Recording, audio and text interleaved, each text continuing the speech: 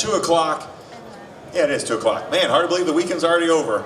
Seminar here at the Muscle Car and Corvette Nationals, the Meet the Future seminar panel, opportunity to connect with the younger enthusiasts that are up and coming. My name is Matt Avery. I'm on camera talent for MCACN Auctions, and I really enjoy telling the stories about these incredible cars and of course the people behind them, and also connecting with the group of individuals up here on the stage that really do represent where this great hobby is going. All of the people up here on stage have some kind of connection or association with these vehicles, whether they're working or wrenching on one themselves or interested in pursuing a career with these great vehicles. So that's why we've put this together each year as an opportunity for them to kind of share their story and to share where their passion comes from. So to kick things off, we'll start off by having each of them introduce who they are and then their connection. Again, what vehicle or vehicles are you guys working on, or kind of what's your direct connection with these old great vehicles? So as we did yesterday, grab a mic and maybe just go down the row. That'd be awesome. My name is Brian Myers. I'm 23 years old. I brought with me that bright yellow 1972 Dodge Challenger. That's my personal car. I was also able to bring with me and the customers here, so thank you again for trusting me with your build. In front of that is a 1969 Fastback Mustang, and that was, you know, a full supercharged Gen 1 Coyote swap, and that's right in front of the Challenger over there, so that's what I brought. And then I have the 55 Chevy. My name's Cale Kiefer, and that's what I've been working on for the past 7 years. My name's Connor Ziola. I'm 9 years old, and I brought the 1981 Mini Corvette. My name's Jack Ziola. I have a 1982 Mini Corvette and a 1989 Chevy truck OBS, and I'm from Kansas City, Kansas. Excuse me. My name is Jackson Barrett. I'm from North Carolina, 17 years old. I got the bright green 64 Chevy truck over there, short bed. I got a 91 Z28 Camaro street strip car at home and a 66 Chevrolet Biscayne with a big block. Hi, my name is Dylan Strand. I brought my 1972 C10 I've been working on for the past 2 years. My name's Anthony Stoll, and I brought my 70 Chevy Impala that I've had since I was 15, and at home I got a 78 Malibu and a 81 Cutlass Cruiser. I'm Ophelia, this is my sister Ida. We brought our 1968 Dodge Charger.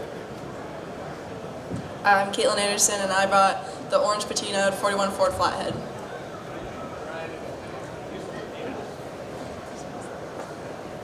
My name's Gary Thomas. I brought a 67 Dodge Z100, and at the house I have a 70 Dodge Coronet Super Beat and 88 W150. My name is Christoph Kozlowski. I brought my 2010 Chrysler 300 with me this year, and back at home I have a 1965 Plymouth Barracuda.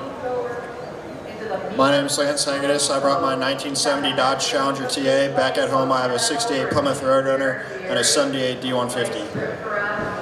My name is John Owen, and I brought a 1966 Mustang Coupe, and at home I have a 1958 Edsel Villager wagon. My name's Adam McCraskey, and I brought my 78 Firebird. Man, that's a incredible group of vehicles, and if you guys notice, it's a lot of the classic stuff. You know, they talk about younger generations gravitating towards the vehicles from more recent years, but this group definitely like those classics. So follow-up question to everyone, where's the passion come from? So we know what you're wrenching or driving on. How'd you get, you know, why that? Why not newer stuff? Honestly, I started by getting into supercars and hypercars and modern stuff, but my dad and my brother were really into classics, and just being around that really brought me into it more. And originally I wanted a Mustang, but I couldn't find anything for cheap, so got a Firebird, and I've been building it for about 1.5 years now. My dad has a restoration business, so I'm around it a lot, and just spend a lot of time in the shop and watch him do things. My dad owns multiple Mopars, and he's been collecting over the years, and he just gave me a wrench when I was young and had him help him in the garage, so I've just loved it since I was young. My grandpa used to street race a lot back in the 70s. He told my dad all his stories. My dad made his own stories of street racing in the 80s and 90s. And then he told me his stories. I'm making my own stories. My dad would take me to a lot of racetracks in the summer, take me drag racing, show me a lot of videos of like old school racing of a lot of the legendary cars you see over that way. And I would always just kind of gravitate towards old school, like old iron muscle. My dad also has a large collection of Mopars, so just hanging out with him in the garage and at shows, driving the cars, and also watching car shows on TV, usually with my grandpa. My dad's always been working on cars for as long as I can remember, and so he built his own rat rod when I was 10, so that's what got me to want to build my own. It was definitely my dad that got me into it. I always grew up around cars and helping him out with my tiny little hands get nuts and bolts that he couldn't reach, so it's always been something I've been around. Well, my grandpa was always a car guy his whole life, and just kind of passed it down to my uncle and passed it down to me, and as a kid he always bought and sold cars, and I was just around it, and I just like being broke, so that's kind of why I'm a car guy, I guess. I've always been around cars and trucks with my whole family, and my uncle, he had a C10, and since he had that, I always wanted one, so I got mine, and that's about it. My whole family has, you know, all sorts of old classic cars. When I was a baby, used to ride around in a 67 Chevelle, 396, 375 horse car. And my dad there, he had a 65 Chevy 2 with a built 385 that he built. And, you know, those memories just kind of stick with you over the years. And, you know, I think it just kind of made me gravitate toward those old Chevys. My dad mostly took me to car shows with his 69 Mustang, and that's where mostly I got it from, and then he built me a go-kart, so I used to show with him a lot. I grew up around old muscle cars, so whether they be my grandparents or my dad's or even my uncle's cars. So that's kind of what got me into them, was just my family mostly. What really got me into the industry was going to school to work on new cars, and then buying the Challenger and realizing, okay, this is what I want to do. Ultimately, it was my parents that got me into loving cars. When my dad first pulled out his '73 split bumper Camaro for the first time and getting that restored, and then learning to drive stick shift on my mom's Challenger. So just grew around car people, and that's where the passion comes from. And so my next question is, we're here at the Muscle Car and Corvette Nationals. Does anyone have a story about how they got involved with the show? Yeah, so actually, it's funny you bring that up. I'm here by chance. I've heard of this show. This is my first year here, and first off, Matt, I got to give you a huge thanks. Bob and the team of MCACN for putting on this show. One, it gives us, the younger generation, a platform to speak on and present what we're doing with our lives. But it also reassures everyone listening that this passion and this, I'm going to say, lifestyle for many people is not going anywhere. It's not dying. In fact, it's growing rapidly. But I met Bob and his son Ian on Power Tour this past year. Random gas station stop somewhere past Route 66 Raceway. So that would have been the second day.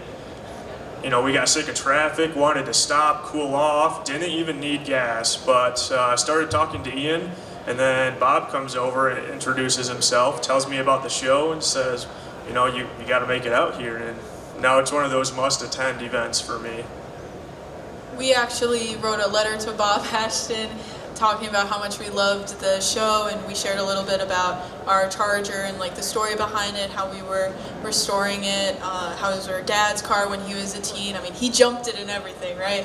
And we really like started talking with Bob, and he was just so supportive and so encouraging, and got us like started connecting us to other people as well as getting into the show. My dad would always bring home posters when he went, and that kind of made me jealous that he wasn't bringing me. Then when I was around 10 or so, was my first year, and I've just been here ever since. I was on the last stop of Power Tour, and we were walking in a crowd, and Bob came up to us just randomly, and he was like, "Hey guys, so you want to come to MCACN?" So it was just a random stop, and that's how I came here. My dad came here like 10 years ago with his '69 Mustang, and after that, we've been wanting to come to this show for like 5 years, but we've always been busy with baseball, and we've had like War of Wheels, if you guys ever heard of that, and a bunch of other shows, and we figured we'd make it up here last year, so we made it up here, and then we had a great time, so we came back this year. So my dad's known Bob for quite a few years. They were good friends for a while. My dad brought my grandpa's 70 Roadrunner here in the barn finds in 2017. I came with and got to explore the show, got to hang out with a couple racing legends, meet a few of them, got to become good friends with Bob and Ian. And when we talked again a couple years later after I got my 65 CUDA for Christmas, Bob decided it was a great idea to start finding more younger people and getting them into a class. Like Tony was here a while with me, same with Gary, and Ken and his son Nathaniel were here the first year that we started, and they've kind of gone off and done their own thing, and it's been a mainstay for me ever since. So I actually I knew what MCACN was. I'd seen a lot of barn finding pictures online, from that section. But ended up seeing in some Instagram post Bob put up one time talking about Hope Sellers. She's not here this year, but last year Hope brought her old VW Bug. I saw something about that, and I literally put up a comment that was like, "Hey, it's great to see other people on there." Found out that Bob later went and looked through my stuff, found out I'd been racing since I was 13, and actually invited me to come to the show to come speak about racing. So here I am. Didn't get to bring truck last year because, stuff happens, stuff breaks and you can't make it, but I got to bring it this year, so you know what? I'm happy as can be. I first found out about MCACN around 2017, 2018 probably, and made it here for the first time in 2022. And then at Mopar Nationals 2023, I took my Super Bee down there, and I was talking to Bob. He found out I had a car, and he looked at it and invited me to the show. And a couple months later, I brought it here. I didn't bring a car last year because a motorcycle left the center, hit me head on. So this year I got a 67 D100 to drive for the summer, and that's what I brought this year. This is my second year bringing a car, fourth year coming to the show. I first got introduced to the show by my best friend Tony, who has been to the show many times before that, but I never thought I would make it to the show, and him and his family kind of put me on the map with that and got me an invite to the show, so that's how I got in. I always wanted to go to the show. It's like my fourth year coming here. I just never really signed my car up, but actually this year we took my car to Chrysler's at Carlisle, and Bob Ashton came up to me and said he liked my car and that I should come to MCACN. So ever since then I was like, oh yeah, sure. So signed up and took it to MCACN for the first time. This is my third year here, and we've known people that have come here before. And last year I came up to Bob and was like, hey, I heard about the youth section and asked if I could bring mine, and he said totally. So my dad's probably come to every single show since this place has started out, and so a couple years ago my brother started talking with Bob, and my brother actually got invited out here. So then earlier this year I met Bob on Power Tour. We were talking for a while and he invited me out here as well. My grandfather was a frequent, I would say, exhibitor in the show since I was probably, 3 years old. He went to Vet Fest before, and then when it turned into MCACN, had a car in, and pretty much he had a car club, came here every year, became friends with Bob, and when I got my car, Bob was like, hey, you should bring it. I'm like, all right. So here I am, been here the last 3 years with my car. All right, so the key theme is Bob definitely will track you down and make sure you come. I think that's what we learned, man. We need Bob here. Yeah, ironically, he's not here. We need someone to track him down and bring him down. But either way, it's clear that obviously Bob and his son Ian are very passionate about this event, and I know that they're big champions, and it's great to see their enthusiasm, because I do think that that's contagious, getting so many young people to come based on that kind of word of mouth encouragement. My next question is, with all of your projects that are in the works, as you're working on them, wrenching on them, restoring, modifying, do you guys like keeping them stock, or do you like making a lot of changes? I like making a lot of changes. There's probably a couple pieces that are still stock on mine, but I got a lot of hand-me-down parts, a lot of AutoZone parts, a lot of Facebook parts on there, and I just like to make it my own. So I said this yesterday, but what's a restoration? No, I have great respect for you guys out here who've put together some of these beautiful cars, you know, that are one-of-ones, or, you know, they've kept them all original. I have, you know, major respect for you guys. You guys put a lot of time and money into them. But it's just not what I do. I don't have any inclination to keep things number matching. I've actually owned a numbers matching Camaro before. That lasted a whole year maybe before it was torn apart. But I don't know, it's what makes you happy. I mean, I think at the end of the day, I had someone did come up to me yesterday and tell me that they didn't like my truck. They said that I did it terribly. They said everything that was wrong, I shouldn't make it lower, I shouldn't have put a modern engine in it, yada, yada, yada.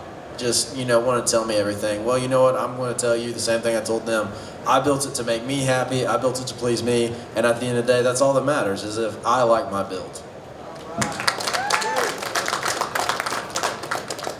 For me, my 66 Mustang, we put K-code manifolds on it, and we put bigger tires on it that barely clear. We had to roll the fender back a little bit. That's probably might not stay stock, but the 58 Edsel, it's gonna have to stay stock just to of how special it is. For me, I'm partly the same way. If a car's like nice, numbers matching, I gotta leave it stock, but I also like the day 2 look, so I have a Roadrunner, and I did do some day 2 modifications to that. And so just for me, it just depends on the car. If the car's numbers matching rare, I'm gonna leave it original, but if it's not, I'm gonna add my touches to it. Back to what he was saying with numbers matching cars and having them stock, I can appreciate cars that are stock and everything, but for me, I like my car to have a little chop and make some noise, and you got here coming down the street, I can't keep nothing stock, so I'm always going to mod up my engine. I can't keep nothing stock. It depends on the vehicle for me. For my Chrysler 300, I got plans on just keeping it stock, keeping it maintained. It's not fully stock, like it's got an aftermarket exhaust, a 93 fuel tune, which really doesn't do much. I'm going to put long tube headers on it, and then I'm just going to keep it maintained and keep it running for as long as it wants to. My Barracuda at home, I'm keeping that thing far from stock, but I'm going to make it look like it came from the factory. I prefer to modify my vehicles a bit. I mean, I love the day 2 look. You give me some keystones or some slots and I'm happy. But it really just depends on the car for me. I'm going to say Ricky Bobby said, I want to go fast. But anyways, I'm not really into keeping stuff stock. I appreciate it. You know, we had a 68 Z28 numbers matching car. My grandfather had it. And collecting all the parts and making it factory and this and that was just too much. And we said, you know what? This is too much. We sold the project. All my cars are modified. As somebody else said, I like the day 2 look, so I try to incorporate that in some of my cars. But like I said again, like Ricky Bobby said, I like to go fast, or I want to go fast. So I like the day 2 cars as well. To me, OE restored cars are just kind of boring. They lack the attitude that I like cars. So like my B, it's numbers matching. It was a 1-owner car, build sheet, window sticker, and I still put Kragers and stuff on it with 29 1250s. And when it comes back out, the numbers matching motor and trans will go in the corner because it's getting a bigger motor and 4-speed. I mean, I did a whole cab swap on mine. There's parts from tractors, cars, trucks. Like, that thing is not all original. So I definitely like changing things up a bit. Yeah, like most people up here said, I think we all appreciate the work that goes into a factory restoration. And maybe I'll do something like that someday, but for my own car, and I'm sure a lot of people can relate. I'm a sucker for Marketplace. the Challenger there. I'm getting into more road course and autocross racing, despite the Keystones that are on it right now. I have a different setup, but I have a set of Gen 2 Viper seats in it, and modern transmission. The Mustang in front of it is a modern Coyote, so I like the modern stuff, you know, do a little bit of old school in the mix as well. I think all you need is some exhaust and some wheels, and then it'll be fine. Short and to the point. I like that. All right, so let's talk a little bit about the future for each of your paths. We chatted yesterday, for those in the audience. We talked a little bit about the line between, a lot of our panelists want to keep their fun as a hobby, but then there's also some of you that really do want to pursue this as full-time careers. Talk a little bit about kind of how wrenching on these classic cars has spurred that desire on.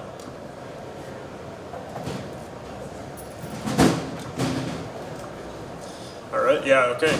I guess I'll start it off.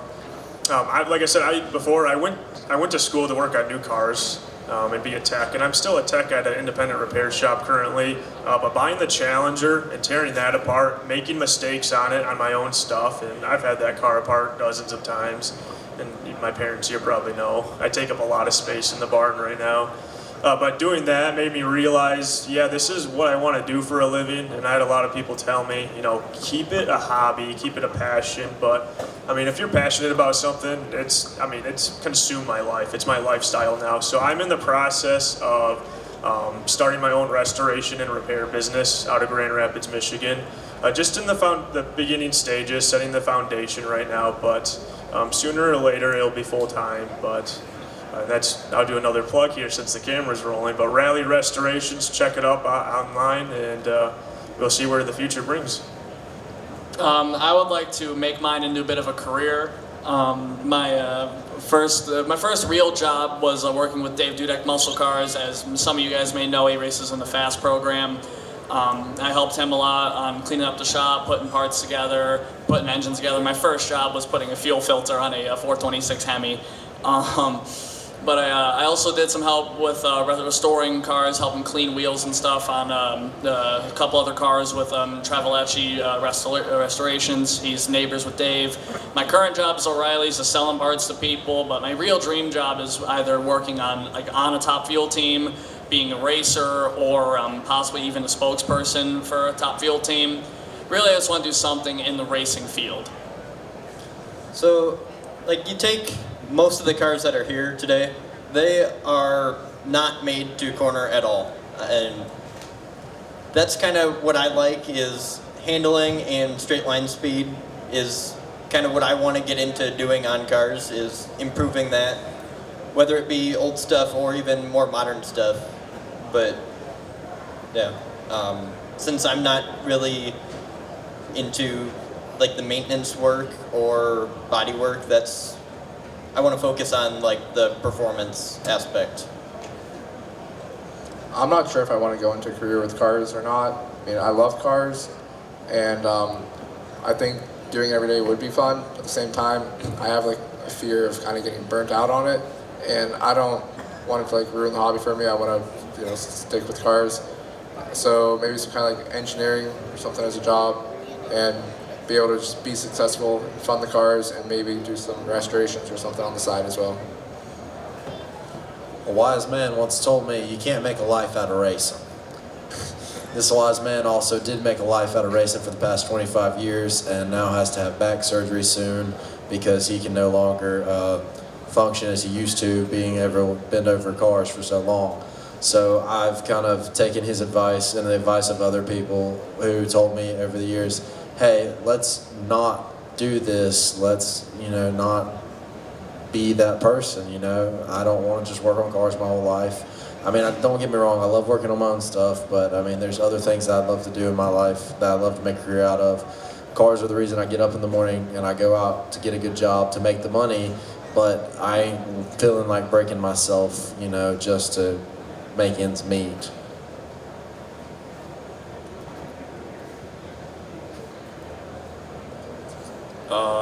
I like to keep working on cars more of as a hobby. I worked inside a shop all through high school, and I don't know, after working on other people's cars and stuff and seeing just how hard it is, I like working on my classic cars more at home. I mean, I have toolboxes at home.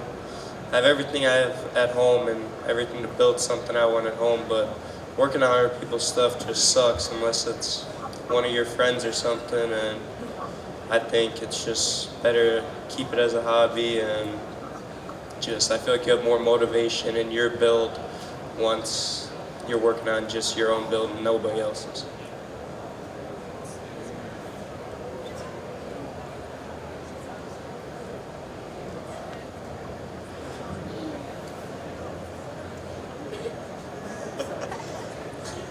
All right, well, let's shift gears. Obviously, inspiration to want to get involved with these cars not only comes from attending events like this and hanging out with passionate family members, but of course, pop culture. So let's settle it now. Best car movie. Fast and Furious. Let's go.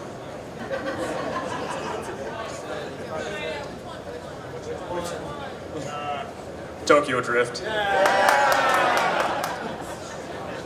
Mine would have to be American Graffiti.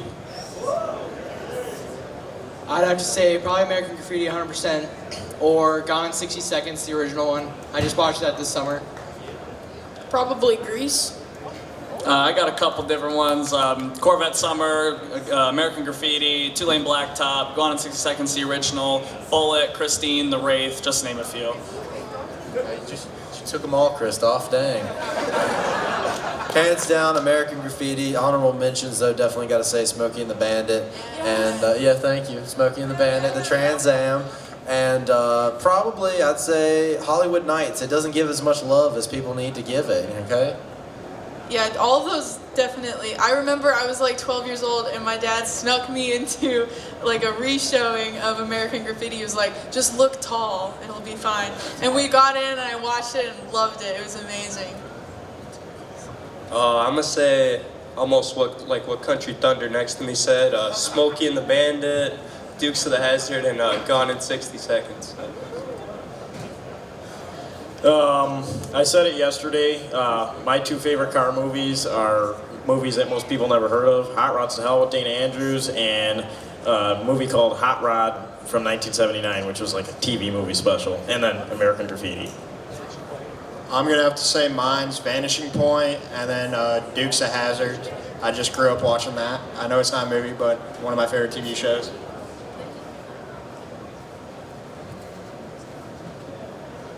Yeah, I can't pick a movie either, so I'm going to also have to agree with Dukes of Hazzard. I mean, I grew up watching that with my brother almost every single night. We've got them all on disc.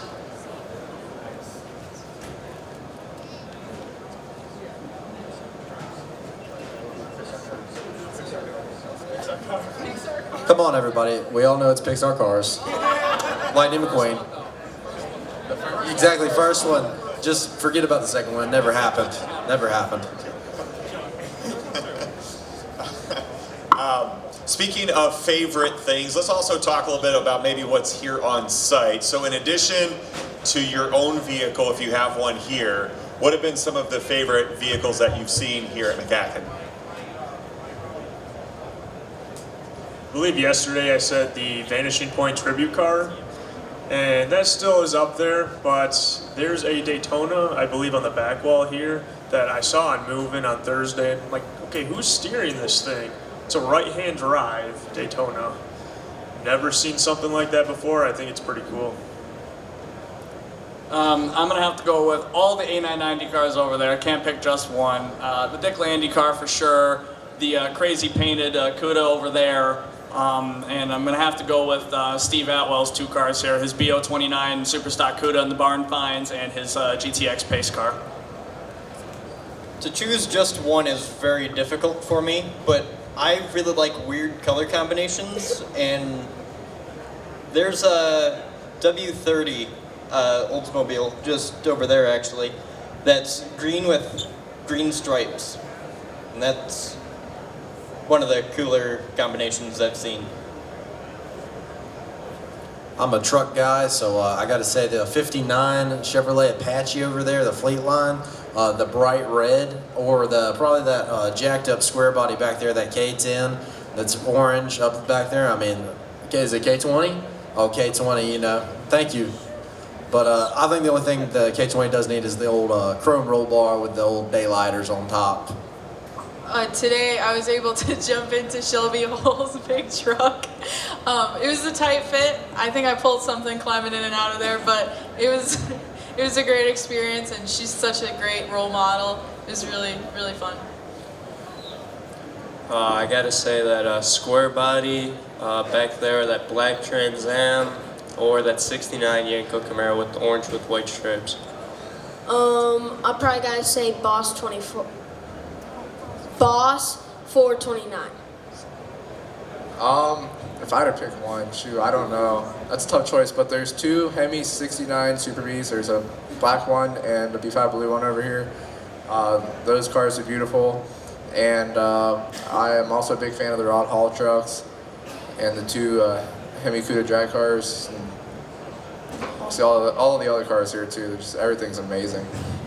I really like most of the 80s Corvettes. My favorite cars that aren't mine, this black 64 Dodge hardtop right there, gorgeous car, my other dream car. And then in the barn find sections, there's a 67 Camaro Z28. That one is gorgeous. I mean, toe tabs, tow bar, day two, just beautiful car, done perfectly. Jackson mentioned the red Apache, and that's probably my favorite one here too. So. I like any of the 68, 69, 70 Chargers here, but I think my favorite got to be the white 250 GTO on display over there. Any in the row of the 66 Shelbys, or I just walked over there today in the barn find section. There's a 1965 Shelby there. I'm a big fan of the E-bodies, especially the 70 Cudas. So I'm gonna have to say there's a black 70 Hemi Cuda. In the Hemi display, that's one of my favorites. And then there's also 70 Hemi Cuda right when you walk in towards the back behind the B-body convertibles. That has a crazy paint scheme, and I'm gonna have to say that one too.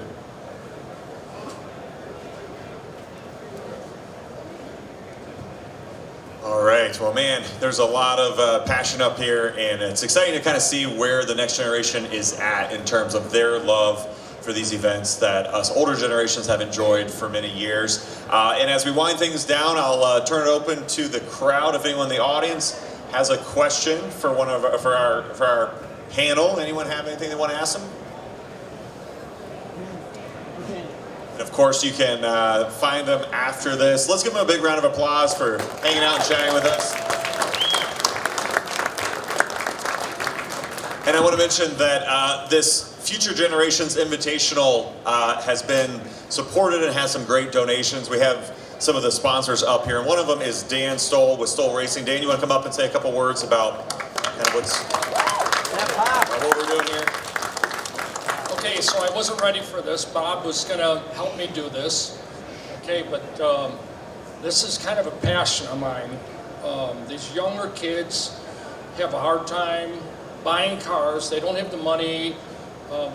Their friends, a lot of their friends aren't doing this. So last year I was a judge here, and they asked me to be a judge again this year, and I said no, I didn't want to do that.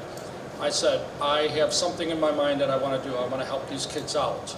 So I went to shops and people that I know, okay, and asked for donations to help these kids. We did a little bit last year on it when we were here, but I went a little further this year.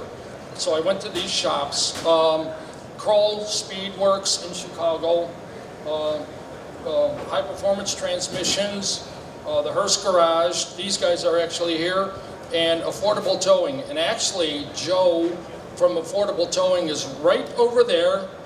Raise your hand. Thanks, Joe. You're the best. So Joe has a mechanic shop, a repair shop. He also has his hand in everything else. Muscle cars. He's got a lot of muscle cars. Pontiacs is what he likes. So Joe, I found him because I bought a car and it needed head gaskets on it, and it was a North Star. And so I was referred to Joe. Joe did two of my North Stars already, and Joe contributed to what we're doing with these guys here. And Joe, you became a friend of mine. I just want to tell you thank you. Can you give everyone a clap for Joe? Thank you. So what we did is this horsepower depot, he was here last year. They race like street-looking cars. I asked him last year at the show if he'd like to help out, and so he sent his t-shirts here. So everyone's going to get a t-shirt from him. Also, everyone with a street car, a car that drives, okay, that came in here, is going to get a Craftsman tool kit, a whole tool kit. You guys are all going to get one of those. And then there are some other t-shirts and some other key fobs and stuff like that that is thrown in there that we're going to give out also. So what we're going to do, that's one of the tool kits. Just hang on, don't bring any more out, please. What we're going to do is we're going to give them to everyone, but I think one person is getting a welder, and we don't know who that is because that's the sponsor of this class. We're not sure who that is, so the toolkits are all here. We'll bring them over by you when we know who's getting the welder, okay?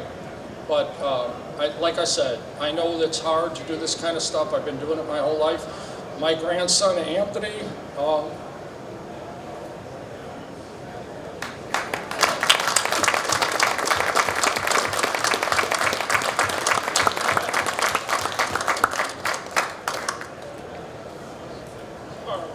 big part of my life.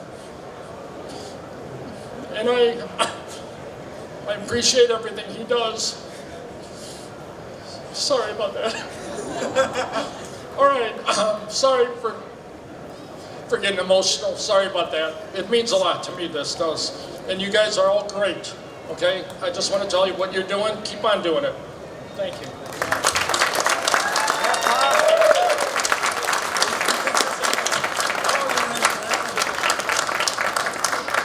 Thanks, Dan, and also, again, thanks to all these sponsors for really investing in and supporting these kids. And thank you all for being a part of it, and thank you all for coming out and hearing, and enjoy the rest of your day here at MCACN.